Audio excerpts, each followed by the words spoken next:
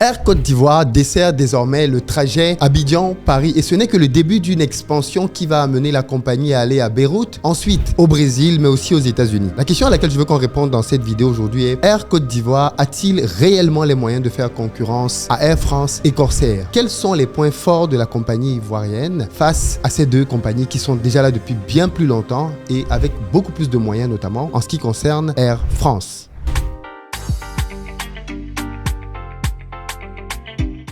Tout d'abord, je veux commencer par féliciter Air Côte d'Ivoire pour la réussite de son lancement 13 ans après sa création de la destination Abidjan-Paris, qui, il faut le dire, était très attendue depuis maintenant plusieurs années. La compagnie nationale ivoirienne a enfin franchi le pas et désormais, elle se pose à Paris, marquant donc son entrée dans le segment long courrier. Il faut dire que pendant très longtemps, la compagnie ivoirienne était restée d'abord dans une logique régionale et ensuite d'expansion sur le continent africain pour pouvoir avoir une bonne assise et enfin maintenant s'attaquer au long courrier. Le vol inaugural s'est tenu le 16 octobre et on a vu plusieurs images sur les réseaux sociaux nous montrant l'ambiance dans ce très bel Airbus A320-900 Neo, assurant donc la liaison entre Abidjan, la capitale ivoirienne, et la France.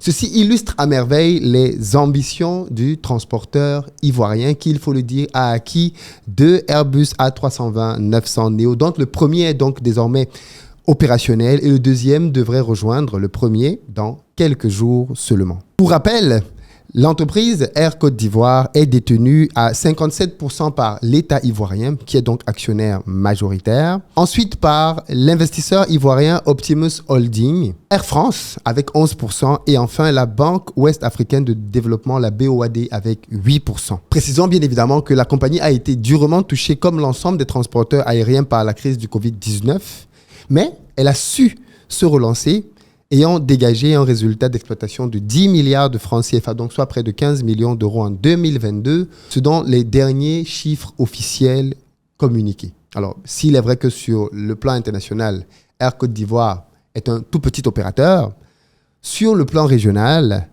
Air Côte d'Ivoire est clairement le premier parce qu'il revendique dans l'Afrique de l'Ouest une part de marché de 52%, ayant transporté 7,5 millions de passagers depuis sa création en 2012. Est-ce que tout ceci donc lui donne une base solide pour aller s'attaquer au marché du long courrier? Précisons toutefois que pour pouvoir se lancer sur le long courrier, l'entreprise a bénéficié d'une stratégie mûrement réfléchie. Elle a bénéficié d'un plan gouvernemental de compétitivité du transport aérien adopté en 2020.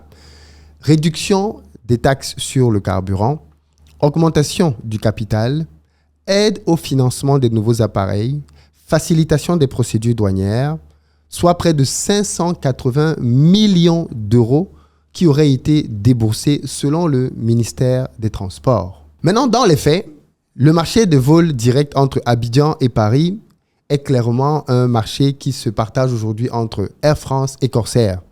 À elles seules, les deux compagnies hexagonales offrent en saison haute une capacité de transport d'environ 1 millier de voyageurs par jour. Cumulés, ce sont donc ainsi 21 à 28 trajets par semaine qui relient le poumon économique ivoirien à la capitale française. Air France disposant du plus grand nombre de vols, soit 2 vols par jour en moyenne. Les 14 vols hebdomadaires que compte à terme déployer Air Côte d'Ivoire viennent donc ainsi rabattre les cartes d'un marché jusqu'ici très profitable pour Air France et vital pour Corsair. Parce qu'il faut le rappeler, depuis les années Covid, synonyme de perte sèche, Corsair poursuit un objectif de redressement financier toujours inachevé. En prévision de cette nouvelle donne, chacun des acteurs défend donc des intérêts économiques difficilement conciliables.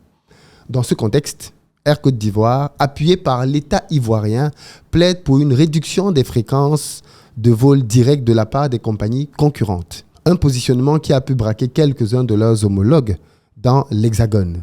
Il faut quand même rappeler que depuis octobre 2024, 4 tentatives de médiation ont ainsi échoué, de la part, bien évidemment, de la partie ivoirienne. D'après le ministre des Transports, M. Amadou Koné, après étude, il ressort que les longs courriers sont les plus rentables. La ligne Abidjan-Paris doit permettre à Air Côte d'Ivoire d'avoir une aisance financière suffisante pour développer plus de vols intra-africains au départ d'Abidjan. C'est là la stratégie. Et il continue en disant « Air Côte d'Ivoire ne doit pas avoir d'état d'âme s'il y a du bénéfice à faire quelque part. » Et ça, c'est clairement ce que l'on veut entendre de la part de nos dirigeants. Plus de complexe quand il s'agit de défendre ses intérêts. Malgré une croissance de la demande estimée entre 5 et 7% par an sur cette liaison, l'espace jusqu'ici occupé par Air France et Corsair risque de limiter le remplissage des appareils d'Air Côte d'Ivoire conçus pour accueillir 242 passagers. Pour libérer donc les créneaux, la partie ivoirienne invoque l'accord bilatéral signé en 2016 qui régit les relations aériennes entre les deux pays. Qualifié de ciel ouvert, le dit accord ne prévoit pas en principe de plafonnement quant au nombre de trajets que peuvent opérer les compagnies des deux pays. Selon certains spécialistes du droit aérien, les vols supplémentaires d'Air Côte d'Ivoire devraient s'agréger à l'offre déjà existante.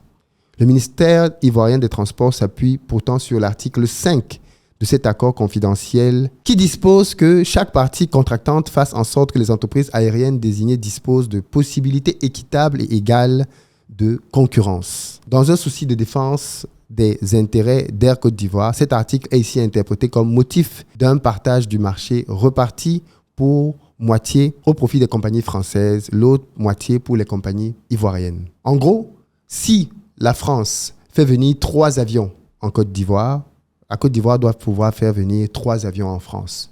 Pour trouver donc un équilibre, l'idée ce serait de dire que la France fasse venir 2 avions et que la Côte d'Ivoire puisse faire partir 2 avions par jour. Mais pour faire donc ces 2 avions-là, soit Corsair annule complètement son vol, ce qui est suicidaire pour la compagnie, comme on vient de le comprendre, ou alors Air France passe de 2 vols à 1 vol, ce avec quoi la compagnie française n'est pas d'accord pour le moment. D'après M.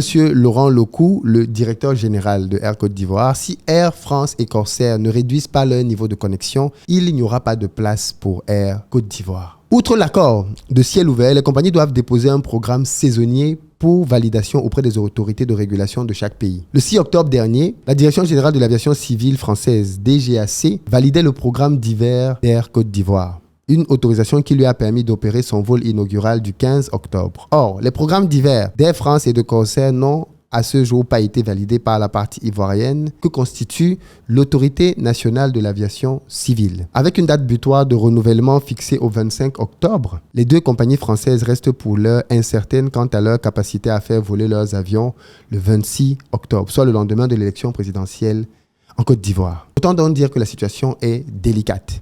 Le calendrier est très serré. Des négociations sont actuellement à l'œuvre entre les autorités diplomatiques des 2 pays et les représentants de chacune des compagnies. Un accord tacite de diminution des fréquences françaises pourrait défaire le nœud qui s'est noué au cours des derniers mois. Mais si vous regardez très bien le positionnement de Air Côte d'Ivoire, il ne s'agit pas simplement d'avoir des avions neufs. La Côte d'Ivoire a fait un choix d'horaire différent de ses concurrents. Il faut dire que Corsair et Air France ont à peu près les mêmes horaires quand il s'agit de la ligne Abidjan-Paris. Les vols quittent Paris, généralement en début et en fin d'après-midi pour Air France, et arrivent à Abidjan en fin de soirée. Le dernier vol en journée d'Air France arrivant à peu près à minuit à Abidjan.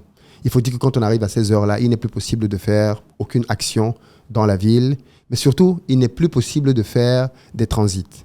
Or, aujourd'hui, Air Côte d'Ivoire, fort d'un réseau qui lui permet de pouvoir asseoir beaucoup de voyages dans la sous-région, a décidé de faire un départ en matinée à Paris qui lui permet d'arriver en après-midi à Abidjan, de telle sorte que les passagers de ces vols-là aient la possibilité de faire quelque chose à Abidjan parce qu'ils arrivent en après-midi. Mais surtout, les connexions sont possibles avec les autres vols de Air Côte d'Ivoire.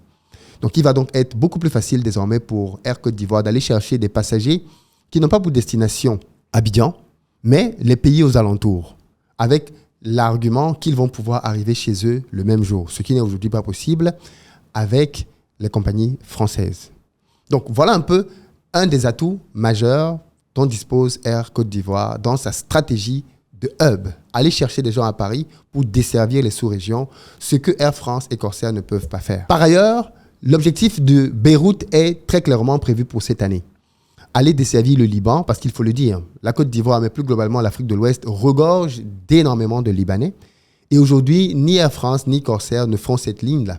Et en allant donc chercher cette ligne-là, Air Côte d'Ivoire veut se positionner comme étant un acteur qui va favoriser les flux entre le Liban et la Côte d'Ivoire. Les prochains objectifs vont être le Brésil, mais aussi les États-Unis, notamment Washington au cours des 5 prochaines années, dans la ligne droite de l'ambition d'atteindre 35 destinations pour 2031. Donc, pour y parvenir, donc, la compagnie ivoirienne, qui est déjà présente aujourd'hui dans 27 villes, va devoir accroître sa flotte et passer de 12 à 20 appareils en continuant à se fournir auprès du constructeur européen Airbus.